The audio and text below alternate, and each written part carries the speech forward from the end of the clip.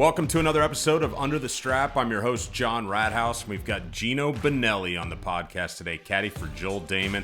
And as expected, he was quite entertaining. I've known these guys for about 6 years, and they are two of the everyman heroes in golf. So authentic. They always seem to find their way into a good story. Of course, we couldn't get to them all, so I'll start off by saying that you won't hear Geno and I reference that we both have daughters named Winnie. About his biggest viral moment when he stayed in an absolute dump of a motel at the U.S. Open 2 years ago. 1.1 million Twitter views. Go check it out. How he's in the Guinness Book of World Records for most golf holes played in a week. 2,000.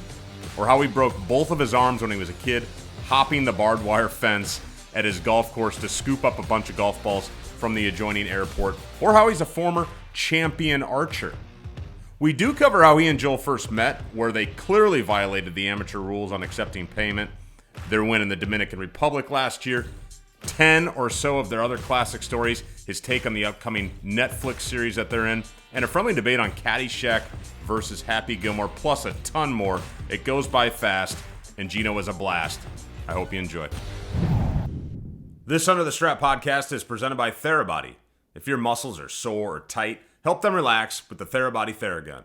The #1 massaging tool on the market and incredibly easy to use, the Theragun is designed to help you play longer and get more out of your body. So do what caddies and players on tour do and treat your muscles. Go to therabody.com/caddy, CADDIE, to get your Theragun today, starting at just $199. Now it's time for another episode of Under the Strap. Hey, did you pour yourself a cocktail, true or false? Yeah, I've got one here. Cheers. What are you drinking? I'm drinking vodka lemonade. You look like you might be drinking the same thing. Well, it's vodka and diet ginger ale. Wow. All right. Nice play. With a splash of lime. What's your favorite drink on the golf course? Bourbon. Really? When you're playing? No, I'm just kidding. It depends on the time of the day. So right now, are we rolling right now? We're rolling. I mean, we can run right into it. I'll give you an introduction. I mean, well, yeah, you can if you want. Sorry, I'm just trying to get comfortable. I've been trying to escape my children and my wife, but I'm in our bunk bed. I can tell. I thought maybe for a second. Yeah, Geno. I mean, caddy for Joel Dahmen. Everybody loves him. Just a privilege to have him on the podcast, the Under the Strap podcast. It looks like, Geno, you're in the rafters of your house. Where are you at right now? Yeah, I am. Well, I'm in my bed, which my son sleeps literally right here. And there are his stairs where he climbs up into his bed every night and kicks us in the face. And so this thing, John, check this out. So there's a window right here that is below the surface of the bed. So when I roll, I feel like I'm going to fall out of the window onto our porch. And I'm always like paranoid that there's going to be some face or creepy person standing out there, like staring at me in the middle of the night. Because sometimes we leave our porch light on, and you don't need a ring light or anything. I mean, you just kind of roll over in the middle of the night, and it's right there for you. That's true. You're one of the few caddies where I feel like when you get out on the road, your sleeping accommodations are slightly better than at home. Yeah, and that's not saying much because I'm a cheap ass and like to not spend very much money. You are, and I want to get into that with you. I want to talk a little bit about your habits on the road, but I reached out to you a couple of weeks ago, and you basically said, "Aren't you sick of me?" And I was like, yeah. "Well, I mean, people want to hear from you. I mean, you guys are." It's just because I'm a dumbass, and people like dumbasses, I guess. I don't know, but yeah, I feel like I'm involved too much. I need to just. Contrary to what people may think, I really don't want to be in the spotlight, but I feel like I find myself there more often than other caddies. I would agree with that, but you know what? I think part of what works well for you and Joel is that you guys are 100% authentic, and I don't feel like you seek it out. I feel like it finds you. As I was stalking you on your Twitter and Instagram for the last. I saw those the comments through the Instagram the other day. I mean, better about Instagram. Yeah, that's what I was going to tell you. If I could give you a point, let's get those followers up on Instagram. Yeah, I know. Somebody else told me that too. They're like, hey, if you really want to monetize some stuff, maybe you need to get that Instagram rolling more. That started off like Twitter was for maybe some golf stuff, and the Instagram was for friends and family. But then I kind of intermixed the two, and then I don't know. It's kind of a jumbled mess. You're doing it right, and we've got the Netflix thing coming up. I want to hear about that. Winners in the Dominican Republic last year was a great season for Joel. I want to start at the beginning a little bit, but before we get there, is your nickname Laser? Like, well, can you clarify this for me? So what happened there, when I was in like 3rd grade, I thought Laser was like the coolest name ever. That's like back in the American Gladiator days, yes. Right? So I thought Laser was an awesome name, and I always wanted to be called that. Well, one night, I don't even know where we were in the country, but I went out to dinner with a few pros to this taco stand, and they were just like, give us your name and we'll call you when your order's ready. Well, I probably had a couple before dinner. Yep. And she's like, name for the order. And I go, Laser. And I walked away, and she's like, Laser, your order's ready. And I think we were with Keith Mitchell and Brandon Harkins at the time, and they thought that was just hilarious. So they started calling me Laser, and it's really only them specifically that call me that. But somebody asked me what my nickname was, and nobody else calls me anything besides Geno. Pretty easy. So I was like, well, I guess if I had to choose a nickname, it would be Laser. Although Brian Reed, Matt Kuchar's caddy, saw that post, and last week at the Sony, every time I walked by him, he's like, what's up, Laser? All right, so we got it going now. So it's rolling.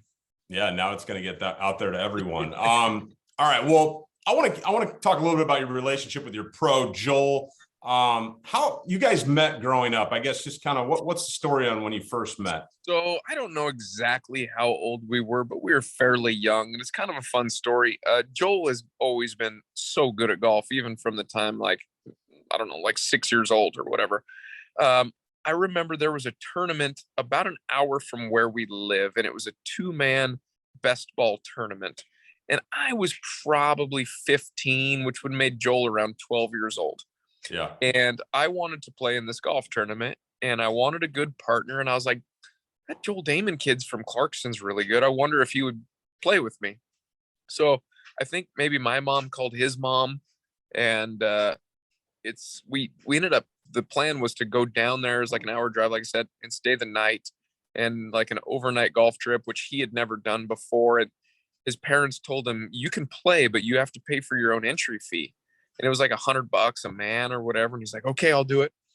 So we go down there and we play really nice the first round. It was a 15 and a 12-year-old. I think we were probably about in the lead of, we're talking small town Idaho here. So there's not like a lot of great players, but we were right there around the lead, maybe shot a couple under.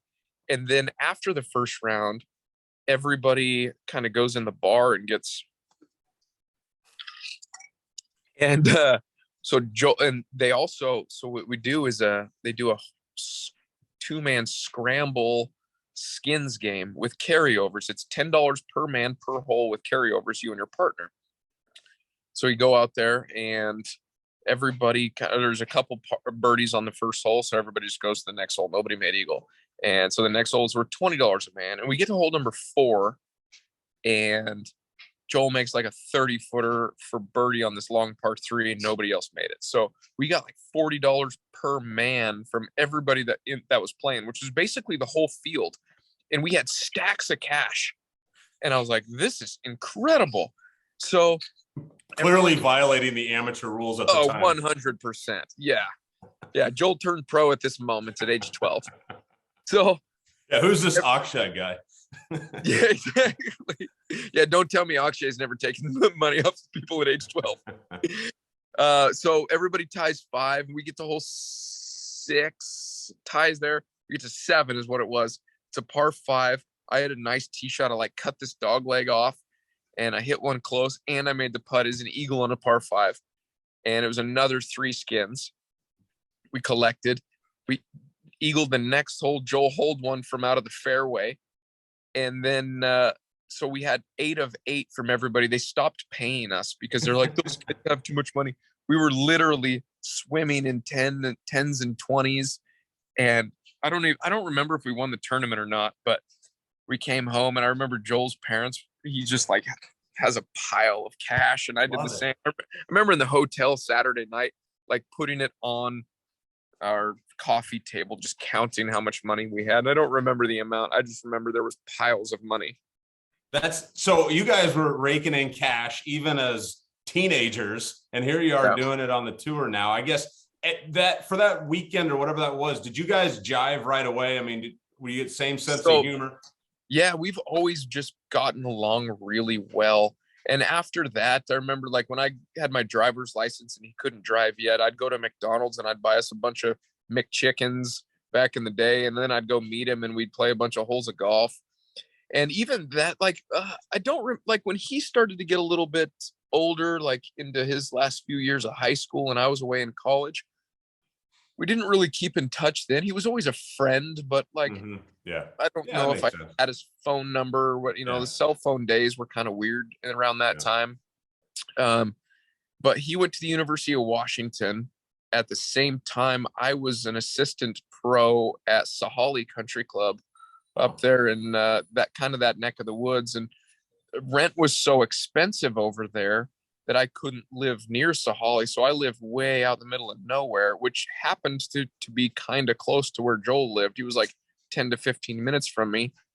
So I would go get some Totino's pizzas and maybe buy him a 6-pack when they shouldn't have been buying him a 6-pack. And I'd go hang out with him and Nick Taylor in their dorm. And we'd play Mario Kart and just being, teenagers or whatever it was. And so we kind of reconnected then over there in Seattle. Gotcha. And then there was so you want me to just kind of keep spitballing here? I guess, I mean, we at some point you jumped onto the bag though. I know he was kind of out chasing it and you went off and you did all these other different, I mean, you've had jobs all over the world, which is super interesting. But at some point you were like, hey man, Joel's got it going a little bit. I kind of want to chase this with him. And so you approached him about working for him, right? I did. I had a nice job sitting behind a computer, a 401k match and a reliable paycheck every week. And he at that particular year, it must have been 2015, was leading the money list on the McKinsey tour. And he was going to get his web.com at the time, now Korn Ferry Tour status. And I had talked to my wife, who ironically is in the bunk bed with me now. Say hi, Holly. She said there's nowhere else to sit. We just hang out on the bunk bed. Well, you're by the media center there. This is media center's right over here. Love it. So she couldn't have been more supportive. She was like, yeah, if that's what you want to do, that's great. And I wrote him this big long email that's kind of out there in the Twitter sphere now somewhere. And he was like, you're a dumbass if you want to caddy on the web.com tour. I'm like, well, I'd like to caddy for you on the PGA Tour, but I feel like I got to put in my time. I can't just be like, oh, hey, can I be a PGA Tour caddy? Right. So 2 years was enough time for sure. Yeah. And I'm still learning on a weekly basis, but this is our eighth season together. Yeah. You've probably hit your 10,000 hours now, I'd say. How would you describe your caddy style? Ooh, that's a good question. You know what? I do. People ask me like, what makes you a good caddy? And it's different for every person, but I feel like I'm really good at reading body language and knowing when it's okay to say something, knowing when to shut the hell up, knowing when it's okay to say something funny or jokey, like after a good shot, or even more importantly, a bad shot. Like, so my awareness there, I feel like I also have a pretty good golf IQ around the golf course, but I don't know what your original question was. I think you answered. You answered. Just kind of curious about your style a little bit, and then so I read on your Twitter you had kind of like quote in there, you were maybe waiting for a flight or something, and you were talking about all the things you were impressed by being a caddy on tour. And Yeah. you talked about, you said Joel's ability to make piles of birdies when he gets in a certain mindset. So I was kind of curious, kind of what, from your vantage point, is that mindset for him? That's a really good question.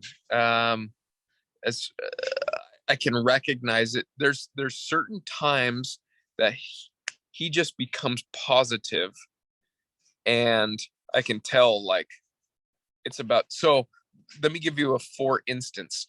Las Vegas this last fall. So let me back up even further.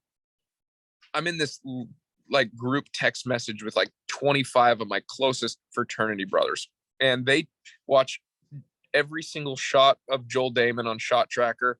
And when I get off the course, I have 1,000 text messages every single day. And we were in Las Vegas in the final round, excuse me. And on Sunday, we're in, I don't know, 50th place. We come off number 7 in Vegas, and Joel looks at me. We're even par through 7. And Joel looks at me on the way to 8T, which is that 230-yard par 3. Yeah. At Summerlin there. And he goes, I feel really good right now. Let's make some birdies. And I'm like, who are you? Like, where did that just come from? Yeah. He played his last 11 holes in 7 under, and had like one of the rounds of the day, and finished like, moved up to like 22nd place or something like that. I don't know exactly, but I'm like, he just switch. Yeah, he just looked at me and was like, hey, I'm ready. Let's do this. That's cool. And, he's done that a few times, and contrary holds true to the. I've played with him at my club before, and I've seen before where he's like, run 7 birdies in 8 holes or something, and then make a par on an easy hole and go, well, that was a fun run, and they're like back to this negative. I'm like, bud, you're 7 under through 8. Like, you're playing great. What are you talking about? So he's got some good running commentary out there, though. That's kind of, he's known for. I mean, people think, oh, Spieth, let's get a mic on, and he's got some good stuff too. But you hear Joel talking all day long. Oh, I hear some of the funniest stuff, because we'll be on a par 5 and Joel will pull it into the first cut where it's fine, and as soon as the ball comes off the driver face, he's like, nice bogey.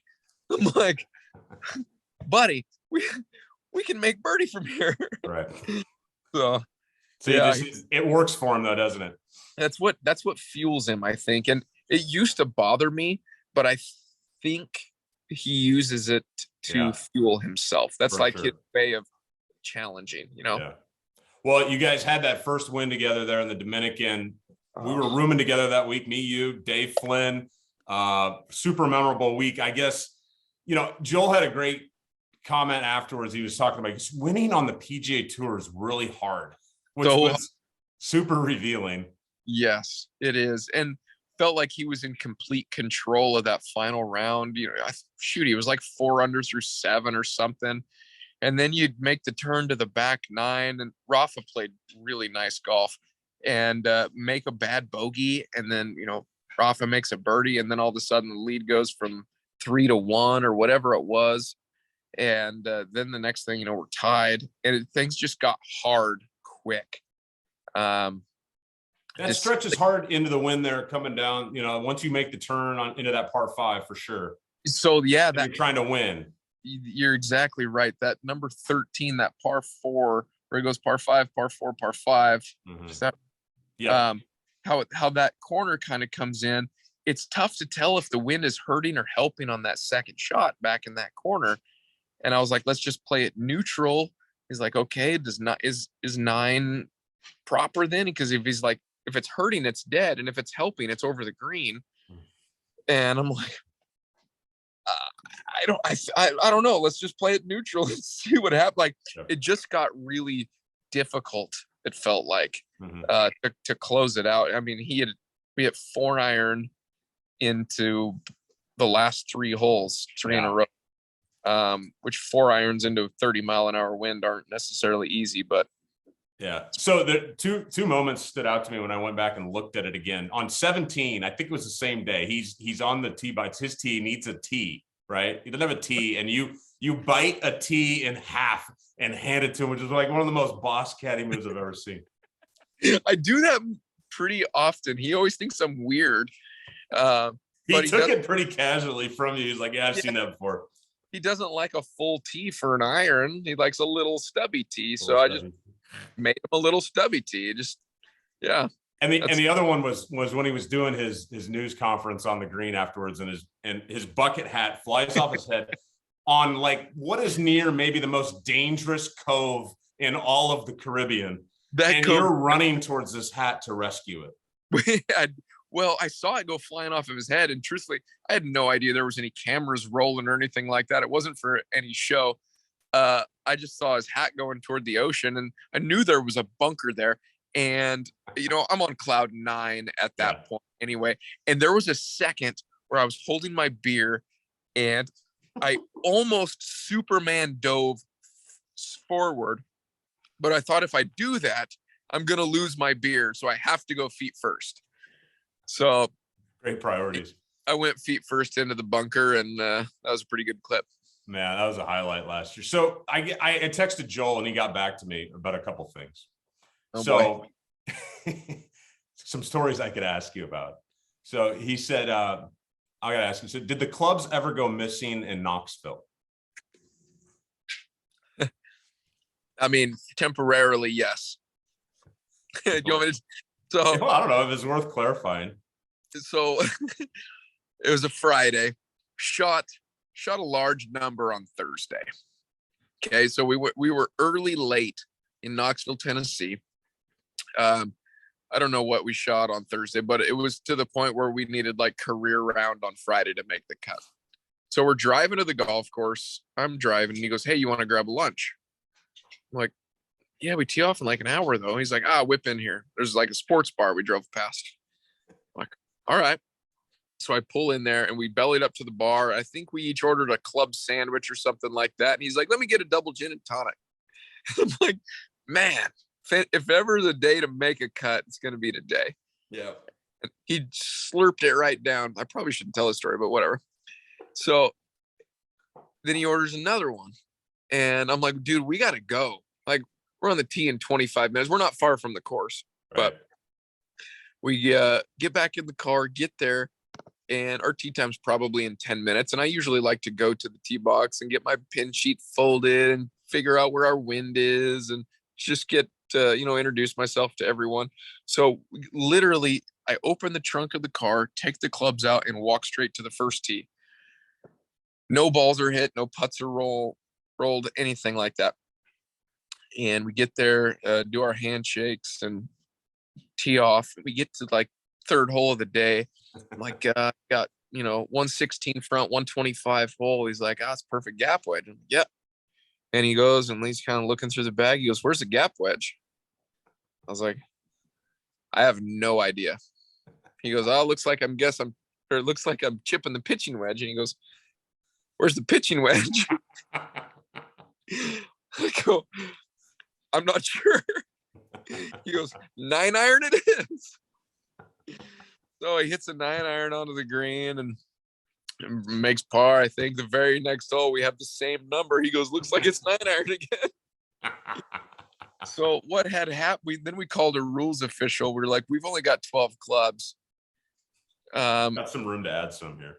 I don't know where they are. So we gave him the keys to our car, and he went back, and they were in the trunk, and they did deliver them to us. But and he never got that number the rest of the day. Correct. Never needed that.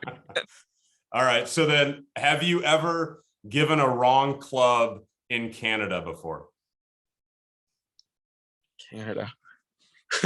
This is a good story. This is on him. So Glen Abbey, hole number 1. It's our 10th hole of the day. We get there, and we've got one, again, like 130-ish. It's like a perfect, like thought off. Oh no, it was sorry, let's back up. 125, we're gonna call it again. It's another gap wedge. And steps up, airmails the green. And he goes, "Oh, there's a bad number." And I'm like, "No way that," he goes, I go, "That's not a bad number." And he goes, "There's no way I can hit a gap wedge 140 yards. He kind of throws it at me, and I just lean it up against the bag, and I step it off again to get the number, and I come up with the same thing, like 125 again. And I'm like, I don't understand how it went that far. So then I pick up the bag and I start cleaning the wedge as I'm walking up there. He handed me the pitching wedge back. I'm like, you pulled a pitching wedge out of the bag. And he's like, I'm sorry, man. That's on me. Yeah. Two holes later, we get to a par three, maybe 3 holes later. I don't know if it's 3 or 4 at Glen Abbey. And I added instead of subtracted off of the head on the tee box, and he stripes his 5-iron right at the pin and airmails the green. And he looks at me and he goes, what's going on? And I go, I missed that number by 15 yards or something. He's like, why is this so hard? So, like in a 4-hole stretch, it was just complete chaos. That's kind of us, but that kind of thing only generally happens hopefully once a year, less. For sure. And you guys take it seriously, but I did have a question about that, because I think there's all sorts of different players on tour. You've got the one end of the spectrum are the guys that are super serious, don't bother me, I'm here, and they're, whatever. Yeah. And they have the success that they have. And then you guys are kind of on the other end of the spectrum where you're kind of a little bit more free flowing and stuff. I mean, have you guys, is that just kind of like you guys made this decision, or Joel's made this decision, like, I'm going to be who I am all the time, and whatever comes from it is what we're going to get? That's the only way for this to go. Yes. I do. Not that he doesn't want to work hard and play well and win, but he's just like, I'm going to be who I am. I mean, I feel like that's kind of your guys' signature. Yeah. I think he's very easygoing, and he's super easy to work for. He's kind of goofy, which I love. So I kind of play into that. I need to be that's me naturally anyways. Yeah. But I help him be that person, because I think he plays his best in that area mindset. But when we do get toward the top of a leaderboard later in a tournament, you can tell the goofiness does kind of fade away and it becomes more serious, which maybe is a good thing, maybe is a bad thing. I don't know. It's hard not to be more serious when you're playing for $1.5 million, right? And you're near the top. It's tough to be like, oh, yeah, who cares? Right. Like, it's a lot of money. So things do definitely tighten up. I try to do a good job of still keeping it light, but still keeping focused. And there is definitely a balance in that. It's kind of a tricky line to walk, but yeah. A quick break here at the turn to tell you more about the Therabody Theragun. I got mine last summer. It's part of my daily routine, and my body has never felt better. I use it before and after caddying, playing golf, working out, or even relief from being hunched over chasing our 1-year-old. It's so easy to use that I like to use mine while I'm watching TV. And like a lot of you, I'm traveling again soon, so I've got the Theragun Mini ready to go. Pumped about that. It's a space saver in your luggage, and the most popular one with caddies on tour, so I can't recommend it enough. All right, let's get back to the podcast. I want to talk about some funny stories from on the road. You've already told some. I mean, I pulled a number of them. I want to give you the first stab at it, though. What's your favorite story from on the road that you've shared on social media? Wow, you have something specific, and I thought of something specific, but I don't know if they're the same. Springfield, Missouri, maybe our rookie year on the West home tour. What happened? Joel thought we were going to miss the cut, and we didn't miss the cut. So we ended up. You guys went out a little bit, didn't you? Is this the same one? No, I forgot about this one, but I like to hear it. It's fantastic. So there's a par 3 course in Springfield, Missouri that is under the lights. And I've played it. It's a good little spot. It's fun. Yeah. But we finished up Friday afternoon. We're like, this cut's really low in Springfield. I think we were 6 under, and Joel's like, it's going to 7. And I'm like, I don't know if it is. It's going to be really close though, but I think it might hang on. So, he went into the truck, which kind of does the scoring and the operations there, and he started drinking some beer, and I went out to watch guys finish, because at the time, I had 12 cents to my name, and I'm just praying we make this cut because maybe I make an extra $80 on the weekend. Right. And so made par on the last, and we make the cut. We're like T64, and we're playing the weekend. And I go up and find Joel, and he's like 4 IPAs deep, which Joel, he's feeling good. He's like, hey, I'm like, buddy, we made the cut. He's like, oh, that's awesome. He's like, let's go get some beer. I'm like, we made the cut. He's like, yeah, let's go get some beer. So he's like, let's play that par 3 course. So we go out, we find some random dudes on the course. We're like, hey, can we play with you? And they were terrible. But they had like a fifth of Fireball with them. So, and we brought some Coors Light. So they were shooting Fireball and drinking Coors Light. And the next thing you know, it's midnight and they shut the lights off, like courses closed, and we just kept making laps around this. We became best friends with these guys, and we were too intoxicated to drive home. So one of their girlfriends came and got us and took us back to our hotel. But our tee times are like 7 o'clock in the morning, and we probably shut it down close to 2. So get back to the hotel. I set the alarm, and I'm like, I'm fairly responsible. It may not sound like it, but I am. And I'm like, okay, I set my alarm. I made sure to wake up, and I woke Joel up, and I'm like, hey, I'm going to run back to the golf course and get our car. You need to be ready to go when I get back. We're running late. He's like, "Mah." So I take off running. I come back to the hotel. He's still sound asleep. I'm like, buddy, we tee off in an hour. So I'm like shaking him, and I finally get him up, and I literally put him in the shower and turn the water on. He like is a tin cup situation. He's dying. Yes, exactly. So I get him in the car. He's like, I gotta eat some food. We may have went to Waffle House like briefly. You guys love Waffle House. Rush some Waffle House really fast. Get there. We get onto the range maybe 15 minutes before our tee time, and he's trying to hit trick shots. He is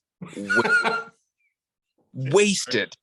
Like, he's like, hey guys, watch this, and I'm like, oh my goodness. I'm like, buddy, I'm gonna go over I'll meet you on the tee. Here's a wedge. Hit a couple wedges. I'll see you over there. So I go over, and I don't feel great, but I'm okay. Yeah, I get my bib on and folding pin sheet and stuff, and standing there, and maybe 3 minutes before our tee time, and I look up and I see him walking down the cart path toward us, and he's got his phone out like this, and he's filming a video of himself.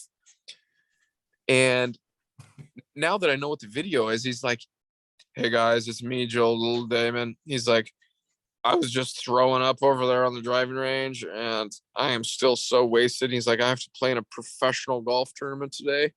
And he sent this to just like some of his best friends. And he's like, I'm going to shoot 77. It's going to be the greatest 77 of all time. And I didn't see the video till later, but we start on a par 5 there, and he makes a birdie. And I'm like, but he's like he is celebrating. We're in last place on Saturday morning, literally last place, because that made the cut. And he starts celebrating on the first hole. He's like, I made a birdie. I'm like, oh, buddy. All right, just let's hang on. So we get to number 2. He hits it in there to like 8 feet and rolls that in for birdie. I'm like, okay. We're playing with Craig Barlow. Oh, yeah. And number 3 makes birdie. I wish I can go back to the scorecard. I probably could. By the time we get to number 9, he's 7 under through 9. And I'm like, homeboy's like near the lead of this moving tournament. Up the lead because they haven't teed off yet. He's gonna post teeing off. So he ends up he bogeys 9, ends up shooting 9 under on the day though. Shoots 63 with a bogey. And when we finished, we were in second place, but the leader still hadn't teed off, and we were done. So, fast forward through the weekend, I think he finished 10th place, T10. Wow. Yeah. And essentially that kept our web.com tour card that year, because I think he finished around 65th on the money list a rookie year, and 75 keep their card. So that was huge.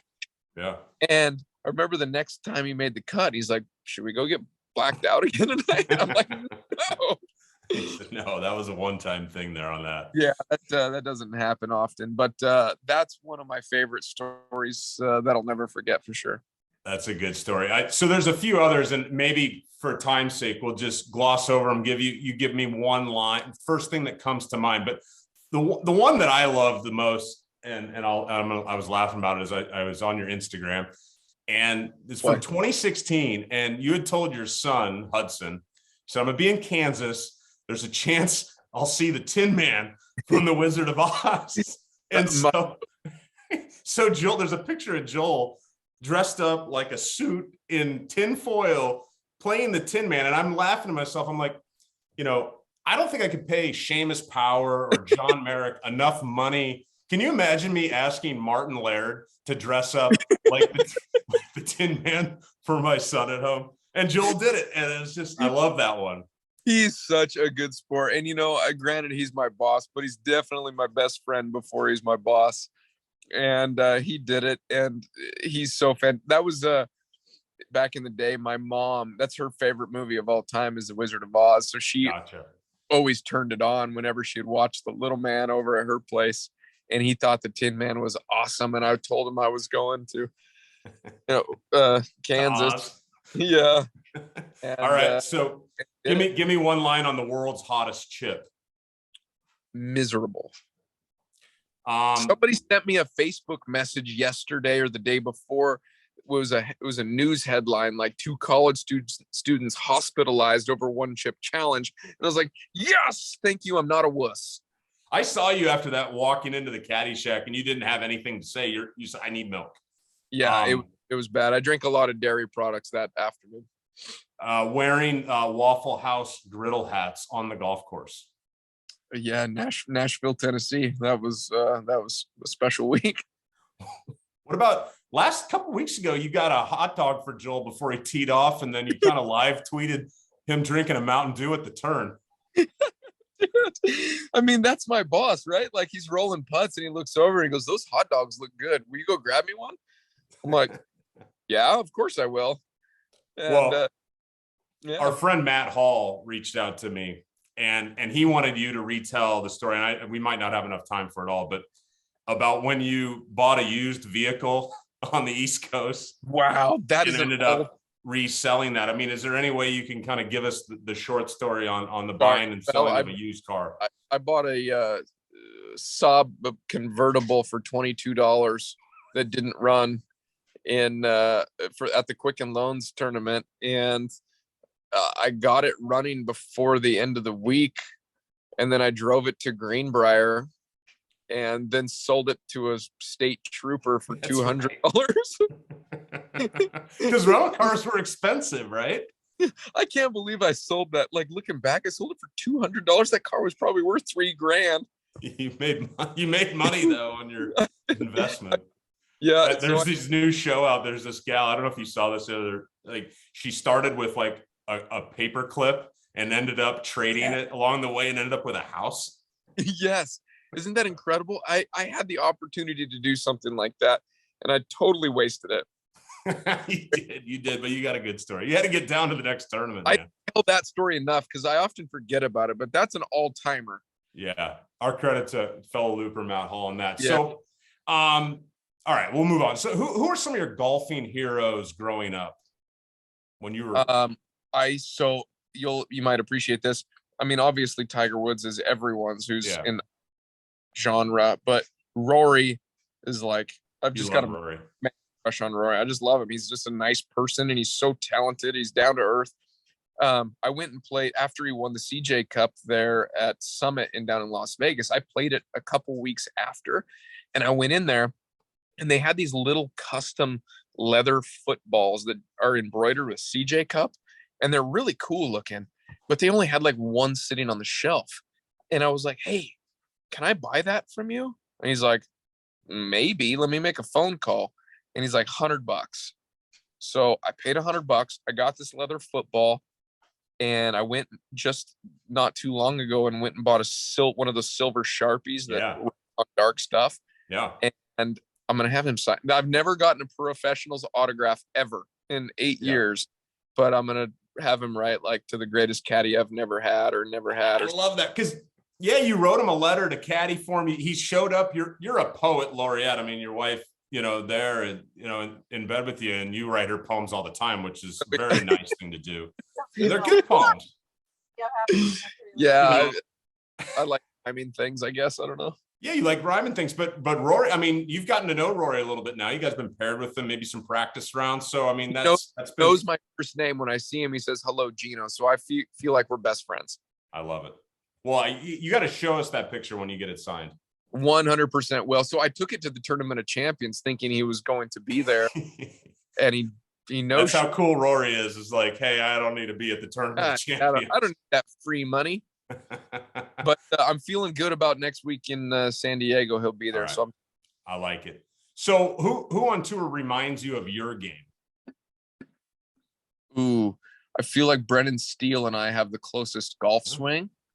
Like just the move, taking the club away from the golf ball reminds me of me. Granted, he's slightly better than I am. But you won your local tournament this fall. Congratulations. My Masters. Yeah. Thank you very much. What is that tournament called? It's called the Wingding. Of course you would win the Wingding. The Wingding champion. The Wingding champion, baby. I've got a couple nice big crystal vases. I love it. And some past champions include Joel Dahmen. He's on the trophy. So you guys are on the same trophy. I like that. Yes, sir. So when you guys play each other, then what are the first tee negotiations? Like it's a match. You've been playing a little. He's been playing. Like what's the setup? Yeah. So recently I've developed a little with the putter. Yeah. Oh, with the putter. Yep. They give it a little right at impact, which makes it difficult to compete. It used to be like 2 a side. Okay. Now I need like 4 a side. Okay. Let's get bad. I'm struggling. We're doing this Netflix deal coming tomorrow. Up. We play we're going out to Goat Hill tomorrow. Joel and I are playing Harry and Al Higgs and a couple other random guys, and Netflix is apparently coming out to film it. So if you have any drugs that you could prescribe me, John, or know any doctors, that would be fantastic. Well, I think there's plenty of drugs down there by Goat Hill Park that you can find. But so yeah, that's great that you guys, we're going to look out for that. That'll be really cool. You guys reach out to the random people on Twitter all the time, which is awesome. We just think it's fun. Yeah. It's Joel's like, hey, you want to play Goat Hill on Monday? And I was like, yeah, let's do it. He's like, who do you want to play with? I'm like, I don't know. Let's ask some people on Twitter. And so we were just sitting there having some drinks on last Tuesday. And so I just quickly created a little invite, and that was that. I love it. So you've played with a lot of caddies on tour. There's a lot of good players on tour. If you had a match between caddies on tour, and who would you choose as your partners among guys you've played with? I take Paul Tesori all day, every day. Okay. Because first off, he's incredibly good at golf, but he also makes me feel like I'm the best player on the planet. Like he's positive. Like if I was a pro, I would pay him whatever I could to pull him away from Webb, because I need to feel that way in order to play well, I think. Right. So I love that guy. He's just such a positive person. And yeah. Who would you be shaking in your boots then if you and Paul had to take on these two guys? Who would you be like, hey, I don't want to play those guys. I don't want to lose my money. Ooh, that's a good one. I feel like Casey Clendenin is really good. He just has this vibe about him that scares me. He's a confident guy. Yeah, he is. There's a lot. I would say I'm probably the 30th best caddy on tour. There's so many great players. Derek Smith, Denny McCarthy's caddy's a really good player. Yeah. I don't want to play him for money. Former professional. Yeah. So you brought up the Netflix, though. Let's dive into that just for a minute here. I mean, that's a really cool deal for golf. It seems like all year, probably starting on Monday, Phoenix Open. I think they're coming out to that. Netflix recording like 20 of the top players on tour. You guys are one of the ones selected. Like, what's your reaction to that? How excited are you guys for that? And what do you think it's going to be like? I do think it's going to be great. Like anything Netflix does is gold. I think there are so many guys that are featured guys, that I don't know how much camera time we'll get, truthfully, and that's okay. They originally told Joel, like, you can be as involved or not involved as you want. Like, if you want a lot of time, like, we'll give you a lot of time. And if you don't, then that's fine too. Mm-hmm. But I just, being Joel Dahmen and Geno Bonnalie, when you've got Brooks Koepka and Ricky Fowler and DJ and whoever, like, we're not going to be on the show that much, I don't think. But well, what's interesting about, because I did watch the Formula One, and that one's a little bit more cut and dry on like who the good guys are. And in golf, I mean, as you know, you guys go win a tournament, you win 2, and while they're recording, all of a sudden, I think you guys are going to find your way onto it. Yeah, it would be kind of cool. I am very curious to see how it all plays out. And yeah, it's going to be great for golf overall. Does Joel or you know anything about cryptocurrency? I know that I buy $50 worth of Bitcoin every week on Wednesday morning automatically. Yep, it's just an auto deal. I do it every month. Okay, I like it. And he's on a crypto vibe now. So my money gets cut in half every single week because it's going down right now. It'll come back up. Yeah, so that's about all I know. I know how to do a recurring transfer on Coinbase. Yeah, and I know nothing about it other than that. And the NFT thing, I know Joel has recently. Maybe that's what I was getting at more. The NFT scene. I don't understand that even a little bit. I just the fact that I can screenshot something and have it. He's like, "Oh, I own this." Well, I just screenshotted it. Now I own it. Like, I don't get it.